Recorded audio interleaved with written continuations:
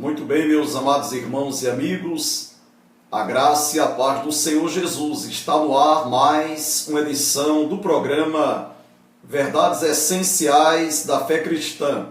Nós queremos agradecer a sua audiência, você que acompanha a nossa programação. Desejamos que, como sempre, Deus esteja falando profundamente ao seu coração, em nome do Senhor Jesus. Você que acessou a nossa programação pela primeira vez, você está na escuta do programa evangélico Verdades Essenciais da Fé Cristã com o pastor Cláudio Alves, pastor da Igreja Evangélica Congregacional no bairro do Bancários, em João Pessoa, na Paraíba. E hoje nós queremos pensar sobre um tema, uma temática voltada para missões. Nós queremos pensar sobre esta verdade, que o mandato missionário, é isso aí, o mandato missionário que foi conferido pelo Senhor Jesus à sua igreja, ele deve ser praticado, ele deve ser exercitado em parceria com a pessoa do Espírito Santo. E para respaldar a nossa reflexão neste momento, eu quero convidar a sua atenção para um texto bem conhecido da Palavra de Deus, Atos, capítulo 1, versículo 8. Esta verdade que eu vou ler neste momento foi escrita pelo evangelista Lucas, porém foi pregada pela pessoa do Senhor Jesus. Em Atos 1:8, assim está escrito na Palavra de Deus: mas recebereis poder ao descer sobre vós o Espírito Santo, e sereis minhas testemunhas, tanto em Jerusalém, como em toda a Judéia e Samaria, e até aos confins da terra. Atos, capítulo 1, versículo 8. Então vamos pensar, vamos refletir missiologicamente sobre esta temática, que o mandato missionário, o ide do Senhor Jesus, deve ser cumprido, deve ser exercitado em parceria com a pessoa do Espírito Santo. Nós queremos trazer para os irmãos e amigos algumas verdades em caráter introdutório, e daqui a um pouco instante eu vou apresentar a você algumas razões bíblicas porque o ID, o mandato missionário, deve ser realizado pela Igreja do Senhor Jesus numa parceria com a pessoa bendita e maravilhosa do Espírito Santo. Meus amados irmãos e amigos, no contexto evangélico, no contexto acadêmico teológico, há ou existe uma matéria ou disciplina denominada de pneumatologia bíblica. A pneumatologia bíblica é uma matéria, uma disciplina que se dedica a estudar a pessoa e obra do Espírito Santo. Esta matéria, ela faz uma análise nas Escrituras, não só nas páginas do Novo Testamento, mas também no Velho Testamento, porque nós entendemos que o mandato missionário, a ordem do Senhor Jesus para evangelizar o mundo, o desejo de Deus em alcançar o maior número de pecadores através da suficiência do sacrifício do Senhor Jesus, nós encontramos o mandato ou a ordem do nosso Deus não só nas páginas do Novo Testamento. É isso aí, não só na literatura do Novo Testamento nós encontramos a ordem ou o mandato para pregarmos, para anunciarmos a palavra de Deus, mas também encontramos na literatura do Velho Testamento. Mas guarde aí esta primeira informação, que no contexto acadêmico, no contexto teológico, evangélico, existe uma matéria ou disciplina denominada de pneumatologia bíblica. A palavra pneuma é uma palavra portuguesa, porém essa palavra ou esta palavra, ela é oriunda, ela procede, ela advém de duas palavras gregas, a palavra pneuma e a palavra logos, né? A palavra pneuma, já tivemos a oportunidade de pregar aqui para os amados irmãos e amigos, né?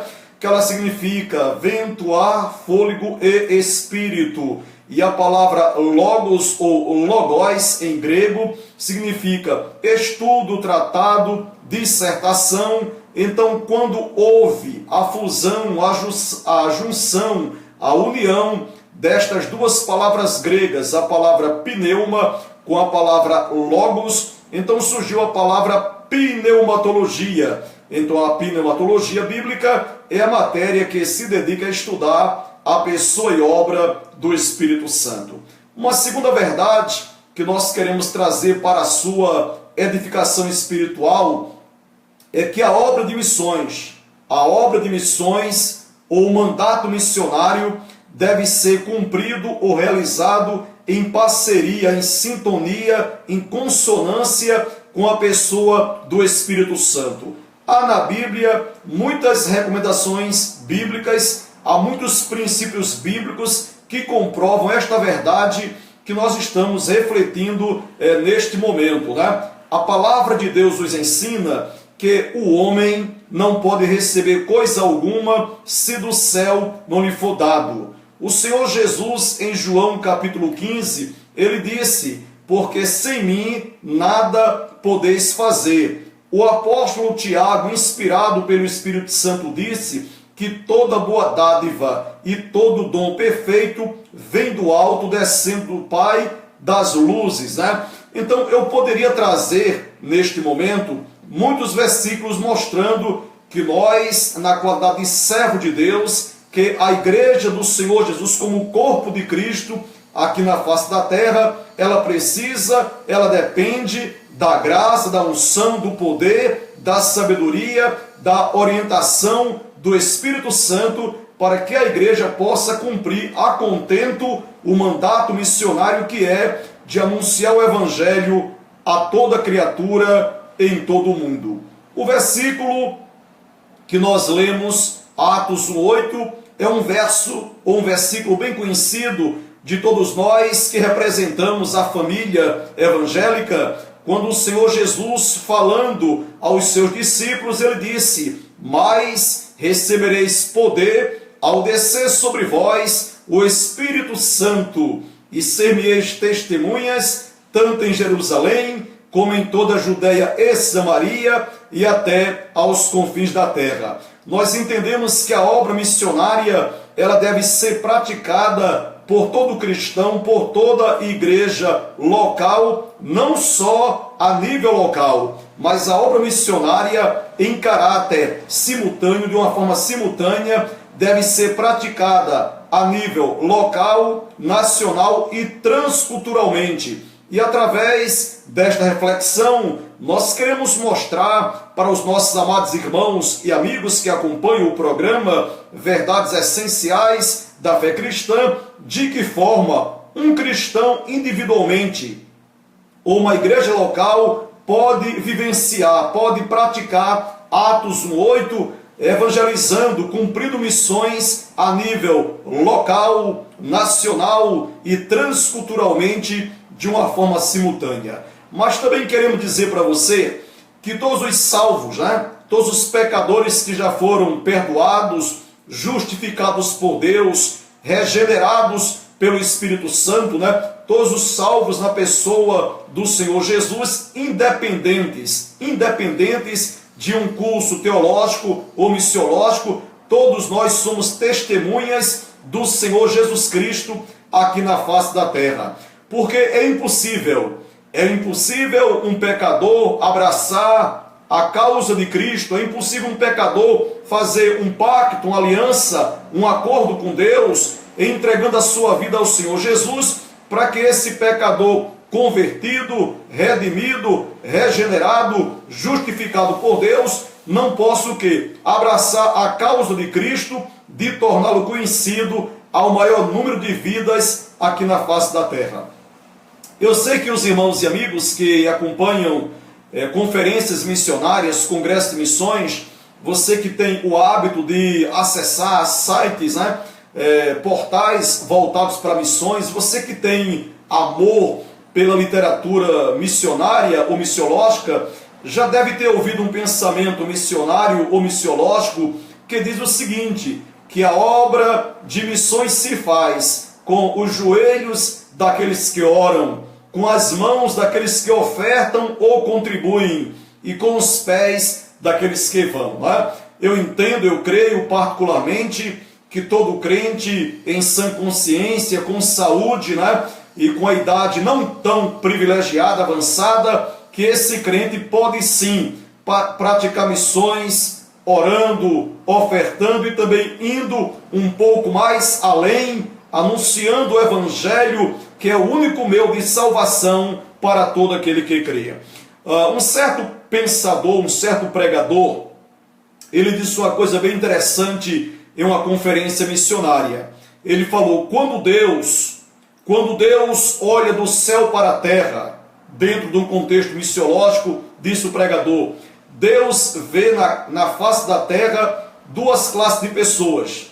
Uma classe de pessoas que representa os missionários e uma classe de pessoas que representa o campo missionário. E disse o pregador, todo coração habitado por Cristo é um missionário. Todo coração habitado por Cristo é um missionário. E todo coração não habitado por Cristo se constitui em um campo missionário. Por isso que todos nós, homens e mulheres, independentes de um curso teológico ou missiológico, devemos sim, na dependência do Espírito Santo de Deus, testemunhar sobre a salvação através da pessoa bendita e maravilhosa do Senhor Jesus Cristo. Então, é interessante também nós ressaltarmos nesta ministração, ao longo dos nossos 24 anos de ministério, Deus ele tem me concedido a honra, o privilégio de pregar em muitas igrejas, campos de missionários, conferências missionárias, congressos de missões, e tivemos a oportunidade também de levar esta palavra não só no Brasil, mas também no exterior. E sempre que eu tenho a oportunidade de ministrar uma mensagem voltada para missões, para os meus ouvintes, eu costumo falar o seguinte, que a tarefa de evangelizar o mundo, a responsabilidade ou o privilégio de proclamar o evangelho da salvação na face da terra, Deus não confiou aos anjos, Deus não confiou às seitas orientais ou ocidentais. Com isso, eu quero dizer para os meus irmãos e amigos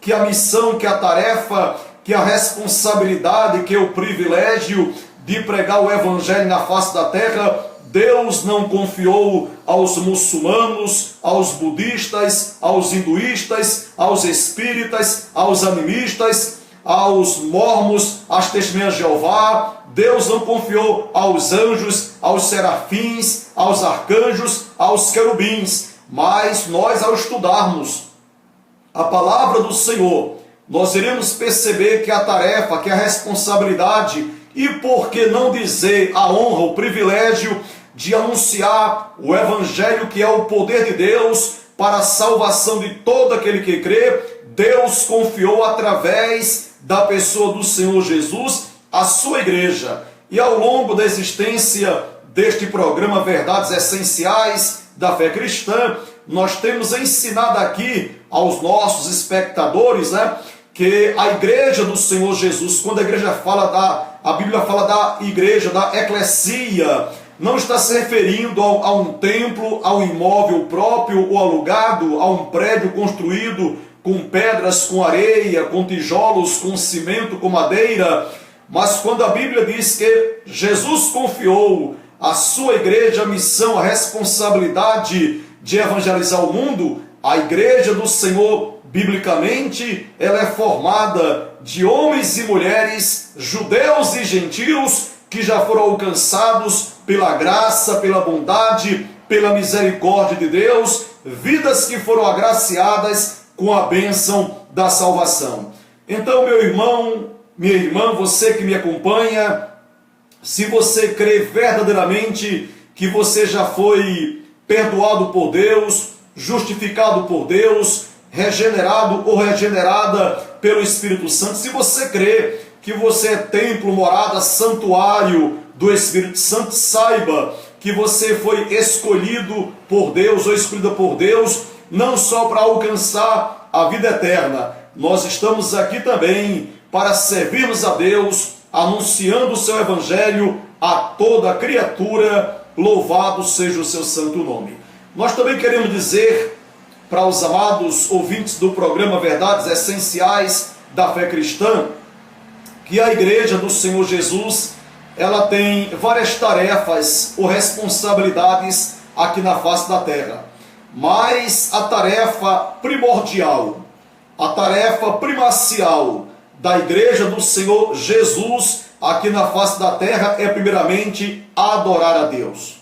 A igreja está aqui na terra para adorar a Deus. Agora saiba, ao estudarmos a palavra do Senhor, nós iremos perceber que a igreja do Senhor Jesus, homens e mulheres, judeus e gentios, alcançados pelo perdão, pela graça de Deus, que nós podemos adorar a Deus, não só através da música, não só através da melodia, mas também podemos adorar a Deus o quê? Servindo, realizando a sua obra. Jesus assim disse em João 17, Pai, eu te glorifiquei na terra, confiando a obra que me confiaste a fazer. Então eu posso, você pode, a igreja do Senhor Jesus pode adorar a Deus através do serviço.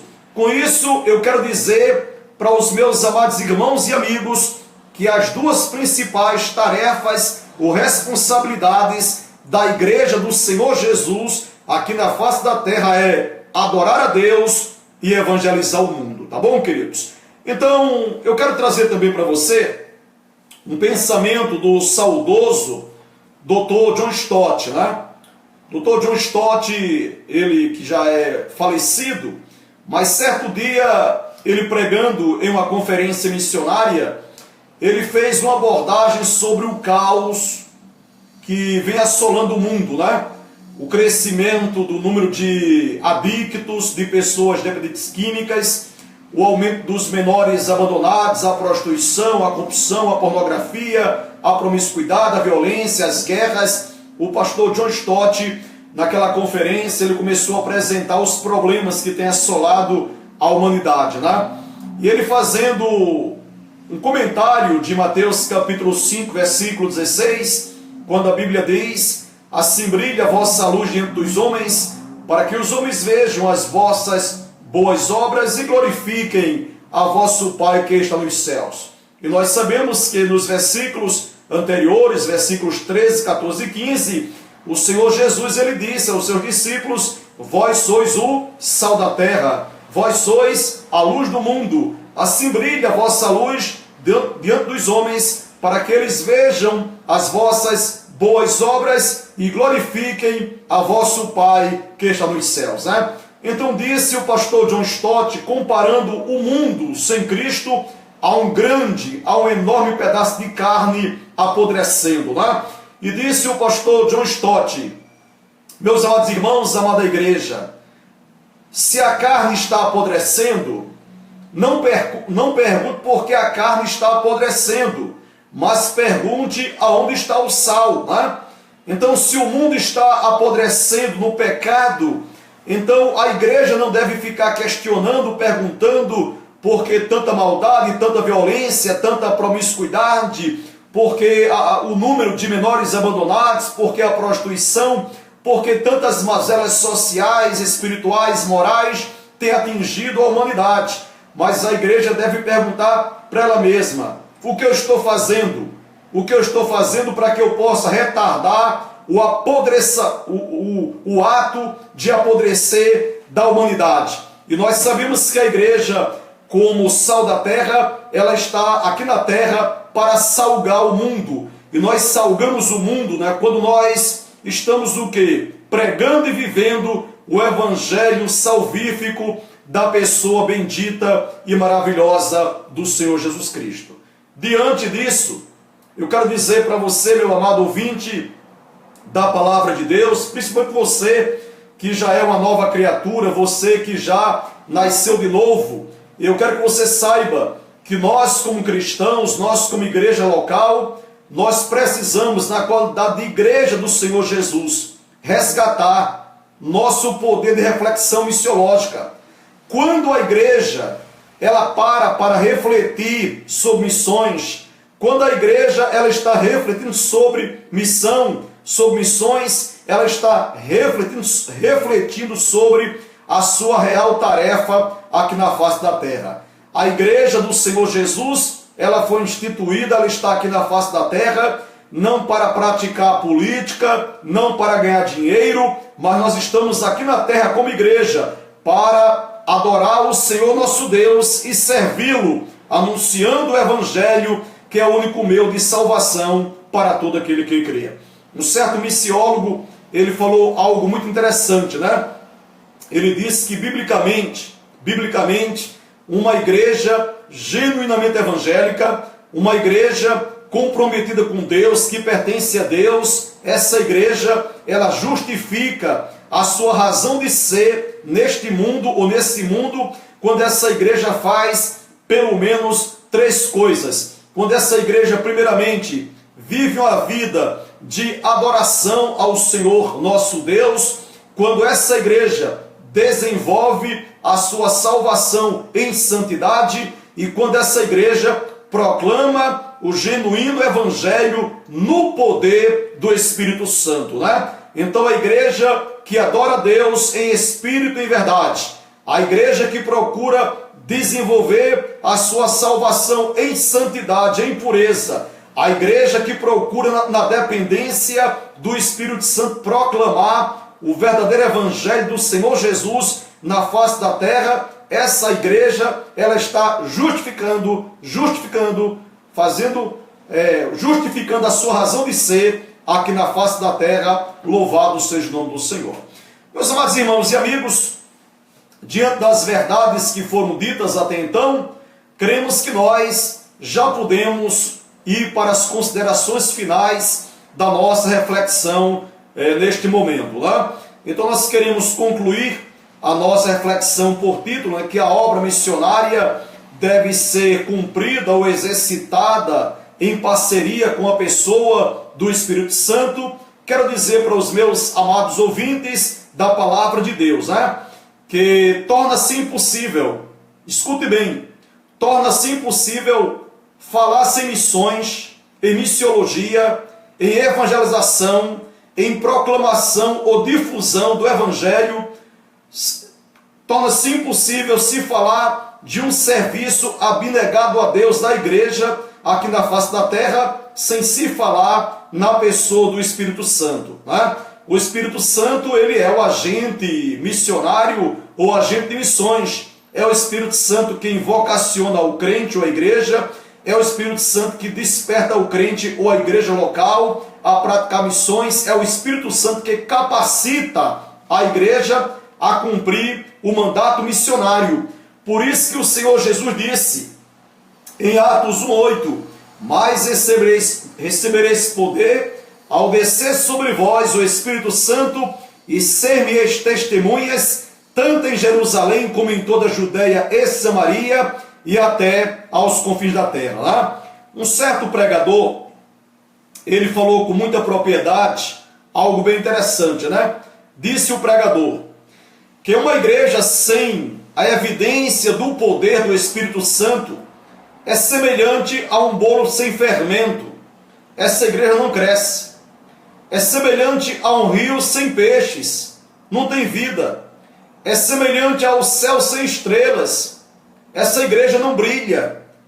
Uma igreja sem o poder do Espírito Santo é semelhante a um avião sem motor. Não voa.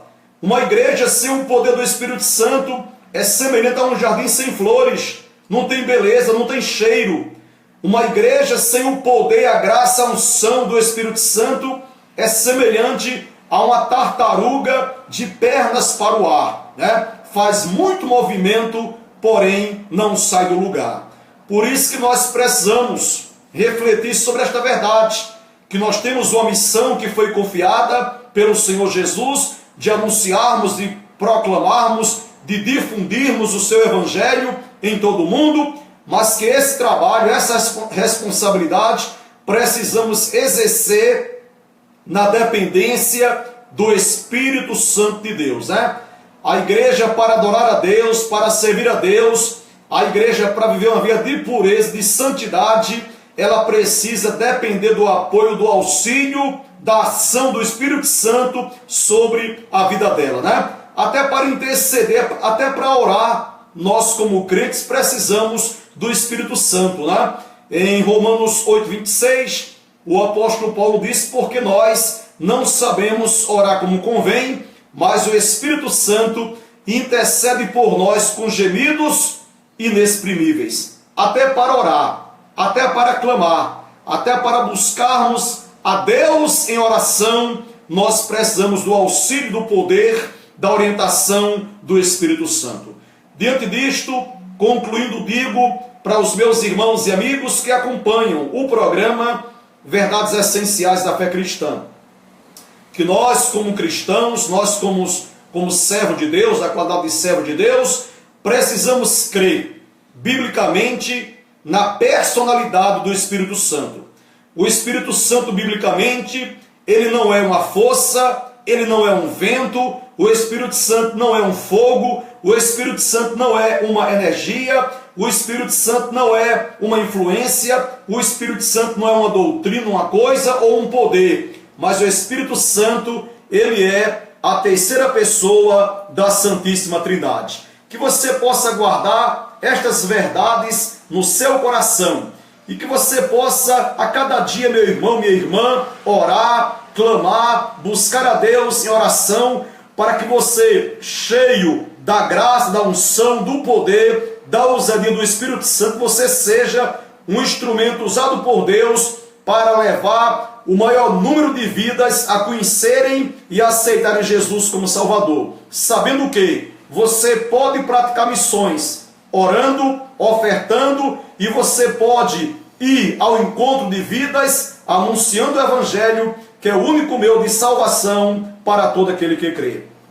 Você que deseja acompanhar outras palestras do programa Verdades Essenciais da Fé Cristã, você entre no nosso Face, Pastor Cláudio Alves ou Cláudio Alves, e ali você vai encontrar um pouco mais de 20 palestras, né? Nesses dias estaremos gravando para o YouTube, mas no momento essas palestras você só encontra no Facebook. Então sejam todos e todas, sejam todos abençoados em nome do Senhor Jesus.